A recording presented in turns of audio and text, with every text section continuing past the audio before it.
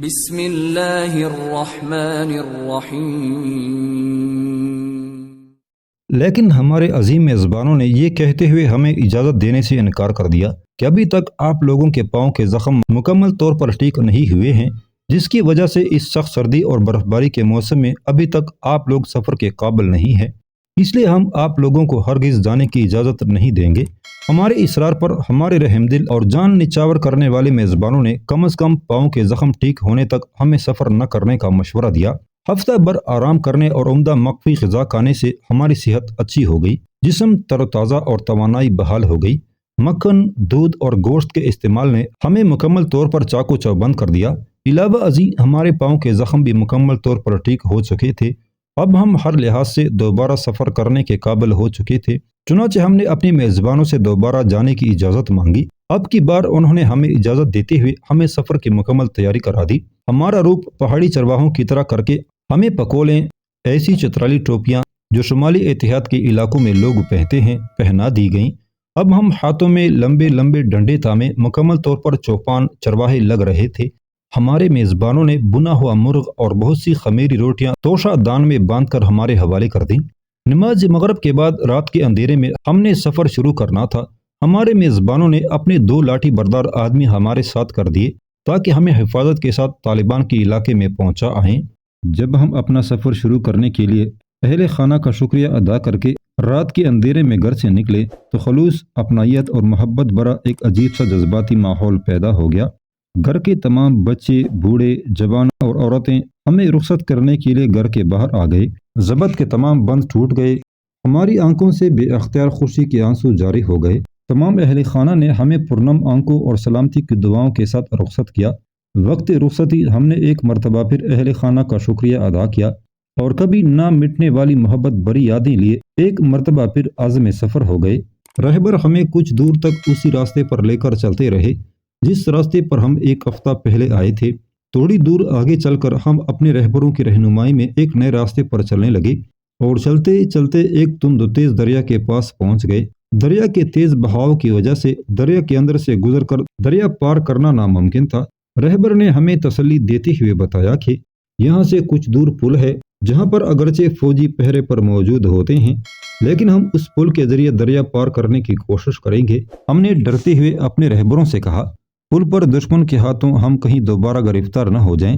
رہبروں نے ہمارے خدشات دور کرنے کے لیے تسلی دیتے ہوئے کہا، خاطر جمع رکھو، اللہ مہربان است۔ چنانچہ ہم چلتے ہوئے پل کے قریب پہنچ گئے۔ وہاں پر کھڑے ہو کر ہم نے حالات کا جائزہ لیا اور پہراداروں کی نقل و حرکت کو دیکھنے کی کوشش کی، لیکن اندھیرے میں ہمیں دور دور تک کچھ بھی نظر نہیں آ رہا تھا اور نہ ہی کسی کی کوئی نقل و حرکت محسوس ہو رہی تھی۔ ایسا لگتا تھا جیسے شمالی اتحاد کے جیالے چرس کے نشے میں دھت ہو کر کہیں مدہوش پڑے ہوں گے، کیونکہ شمالی اتحاد کے عساکر آزادانہ منشیات کا استعمال کرنے کی عادی تھے، اور پھر چرس کو تو وہ فقیری نشہ کہتے تھے اور اس کے استعمال میں کوئی آر محسوس نہیں کرتے تھے۔ ارد گرد سے مکمل اطمینان کے بعد ہم ایک قطار کی صورت میں دبے پاؤں خاموشی کے ساتھ پل پار کر کے دوسری طرف جا پہنچے اور وہاں سے ہم رہبروں کی معیت میں اپنی منزل کی طرف بڑھنے لگے۔ ہم بغیر رکے رات بھر چلتے رہے۔ اب ہم چلنے میں زیادہ دقت محسوس نہیں کر رہے تھے۔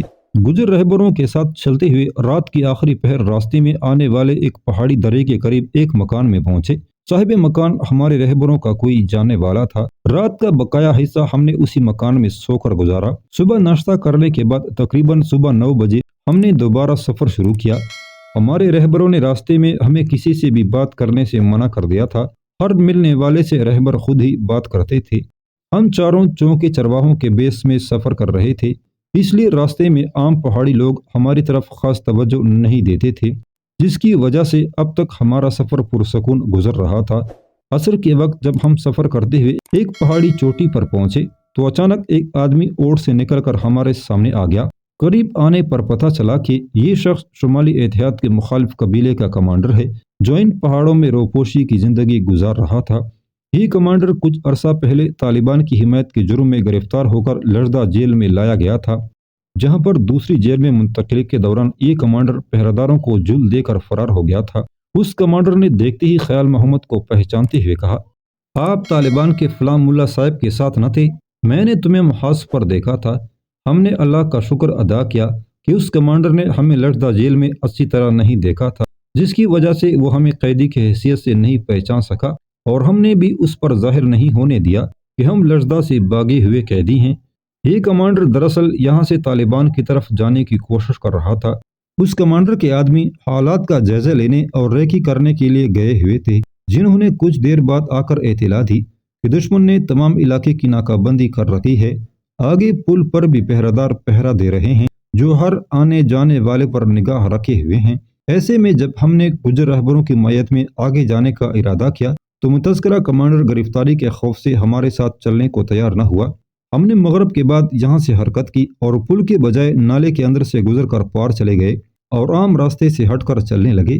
ہمارے رہبروں نے ہمیں دیوار کی طرف منہ کر کے پڑے رہنے اور کوئی بات نہ کرنے کو کہا اور ہمیں اہل خانہ کے سامنے مریض ظاہر کیا تاکہ ان لوگوں کو ہمارے بارے میں اجنبی ہونے کا شک نہ ہو۔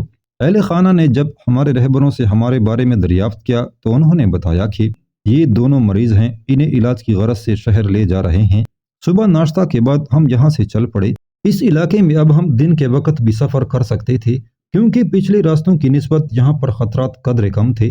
سفر کرتے ہوئے ہم شام تک ضلع اشکمش کے پہاڑوں میں واقع ایک بستی میں پہنچ گئے۔ نماز مغرب ہم نے بستی کی مسجد میں ادا کی۔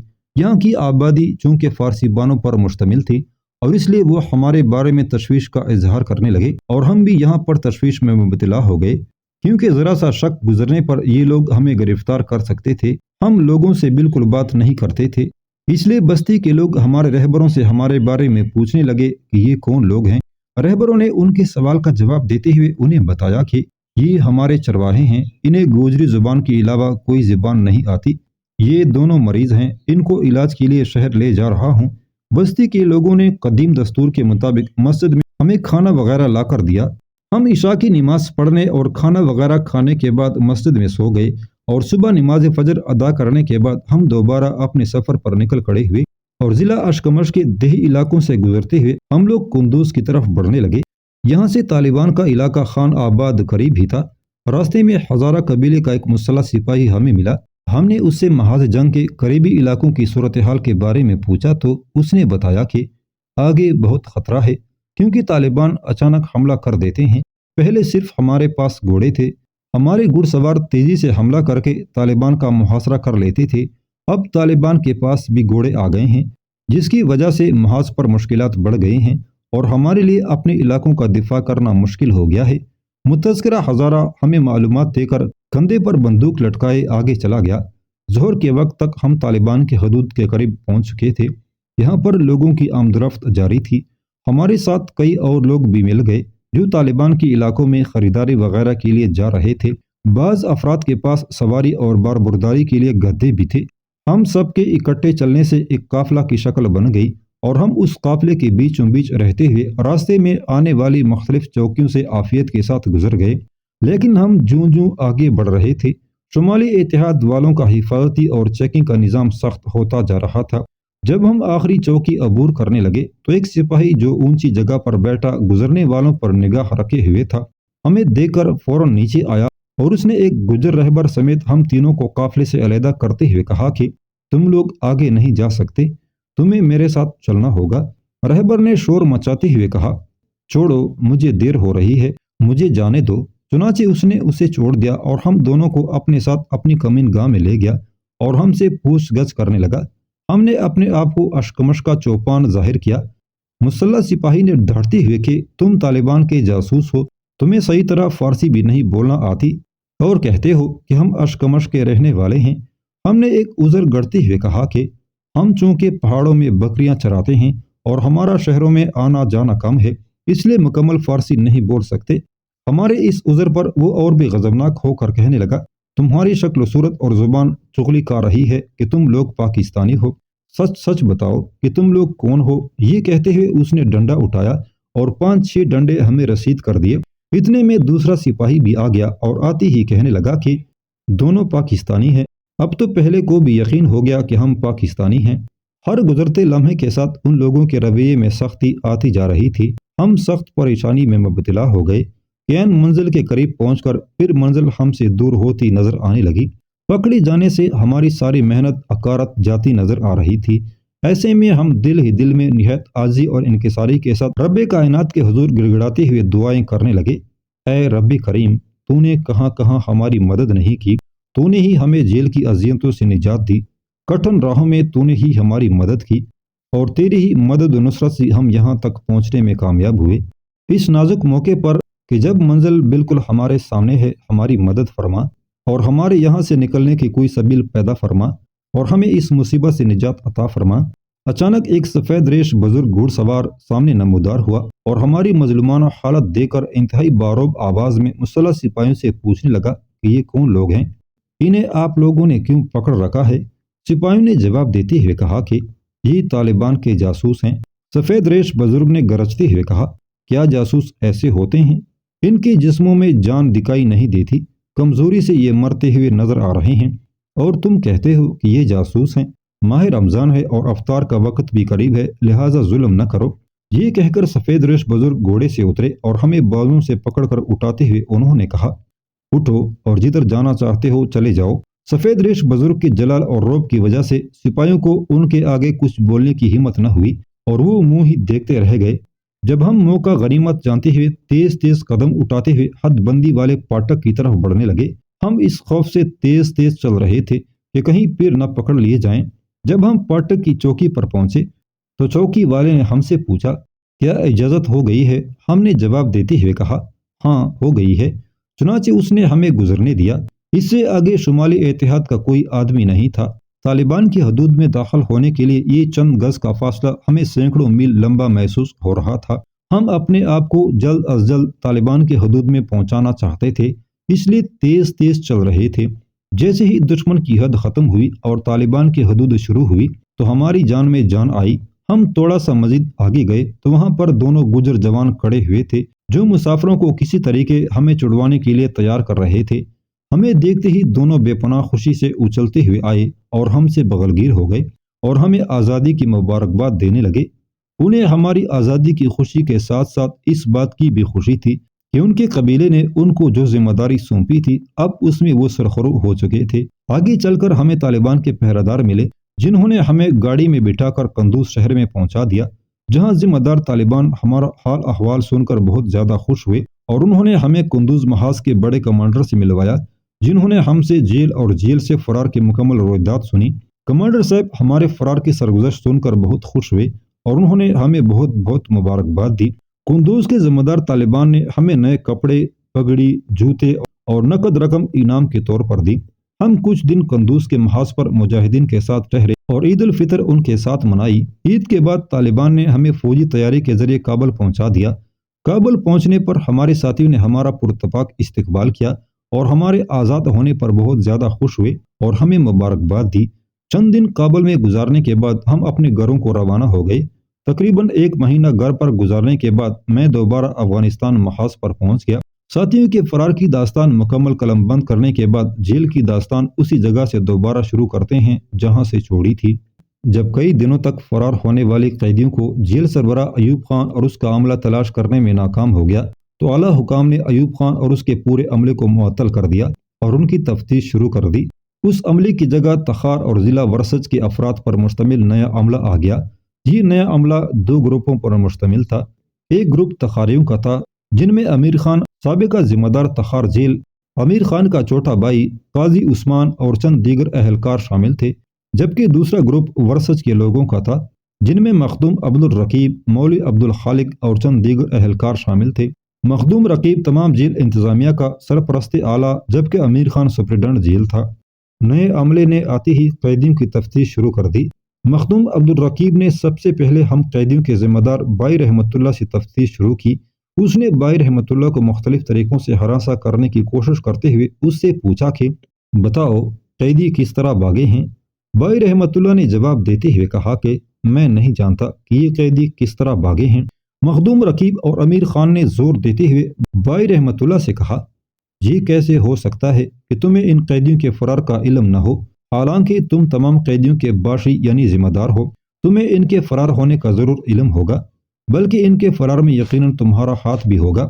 بائی رحمت اللہ نے ان کے اس الزام کا جواب دیتے ہوئے انتہائی جرأت اور بے باکی سے کہا کہ اگر مجھے ان قیدیوں کے فرار کے منصوبے کا علم ہوتا تو اس وقت میں آپ کے سامنے نہ بیٹھا ہوتا بلکہ میں بھی ان کے ساتھ فرار ہو چکا ہوتا اور آپ 3 کے بجائے 4 قیدیوں کو تلاش کر رہے ہوتے۔ میرا یہاں آپ لوگوں کے سامنے موجود ہونا ہی میرے سچا ہونے کے لیے کافی ہے، لہٰذا سچ یہی ہے کہ میں ان قیدیوں کے فرار کے منصوبے سے لا علم ہوں۔ تحقیق و تفتیش کا یہ سلسلہ کافی دنوں تک چلتا رہا اور ساتھیوں کو زد و کوب کیا جاتا رہا۔ آخر کار 3-4 دنوں بعد تفتیش کا یہ سلسلہ ختم ہو گیا اور حالات معمول پر آ گئے۔ بھائی رحمت اللہ کو ساتھیوں کی ذمہ داری سے ہٹا کر بھائی بنیامین کو یہ ذمہ داری سونپ دی گئی۔ بھائی بنیامین کو بھائی رحمت اللہ نے درپردہ خود ہی نامزد کر کے آگے کیا تھا۔ بھائی بنیامین بھی بھائی رحمت اللہ کی طرح تمام قیدیوں سے ہمدردی رکھنے اور ہر طرح ان کا خیال رکھنے والے ساتھی تھے۔ جیل کے نئے عملے کا رویہ میرے ساتھ قدر بہتر تھا، کیونکہ ورسجی عملے کے لوگ اکثر اپنے مریضوں کو چیک اپ کے لیے میرے پاس لاتے رہتے تھے اور کلینک سے اپنے مریضوں کو دوائیاں بھی دلوانے کی کوشش کرتے تھے۔ میرے پاس ادویات چونکہ طالبان قیدیوں کی امانت تھی، جس کی وجہ سے میں امانت میں خیانت کر کے دوائیاں ان لوگوں کو جن کو یہ لوگ باہر سے لاتے تھے نہیں دے سکتا تھا۔ لیکن جب مخدوم رقیب اور اس کے عہدیدار مجھے اپنے باہر سے لائے گئے مریضوں کو ادویات دینے پر مجبور کرتے تو مجھے ڈاکٹری کے اس مقدس پیشے میں خیانت کرنا پڑتی، کیونکہ میں ایسے زبردستی کے مریضوں کو مجبوراً ایکسپائر شدہ رنگ برنگی دوائیاں دیتا۔